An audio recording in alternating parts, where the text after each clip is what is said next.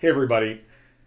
Today I was listening to sports radio, and there's some talk right after a couple of NFL playoff losses in American football around a certain greatest of all time quarterback, Tom Brady, and lots of questions swirling about whether or not he's going to retire or not. Every interview, every podcast he's been on, they're asking him that question and they're trying to get a decision out of him. And I think he's taking a smart approach of like, hey, listen, let's let everything settle down. The reason I bring this up is when we think about our careers, let's say you're thinking about changing jobs or even changing careers for that matter. My advice to you is to make sure that you're not making those decisions at emotional highs or right after emotional lows.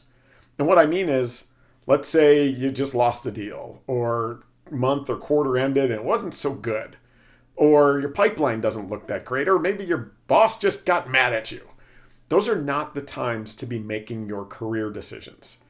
In other words, it's better to actually pick a date on the calendar.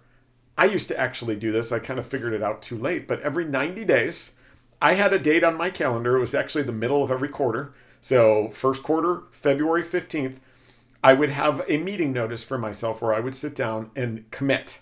I would either commit for 90 days to staying, or I would commit that, hey, listen, the time is now for me to start considering other options.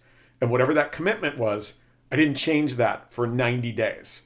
That allowed me to smooth through the emotional highs and the emotional lows and to make really smart decisions for my career. Because once you make that move, your career either just got worse or it just got better. If it just got worse, there's no coming back from that. So don't let that recency bias of different situations that happen to you influence your decision. Wait for the calm periods. And actually, scheduling it for me was a really, really powerful thing. And if I knew that there was something emotional that was happening on February 15th, maybe I would push it out a week and just make sure that cooler heads prevail, because your career is nothing more important than that. And those decisions you make, you're never getting back. All right. So during the Great Resignation here, make sure that you are taking a very thoughtful, purposeful approach to your career and not letting the recency bias of different emotional highs and lows influence your decision. All right? Let me know what you think of that. Give it a try. And if you've got questions, I'm here and I want to be a resource for you. So reach out. All right? Thanks.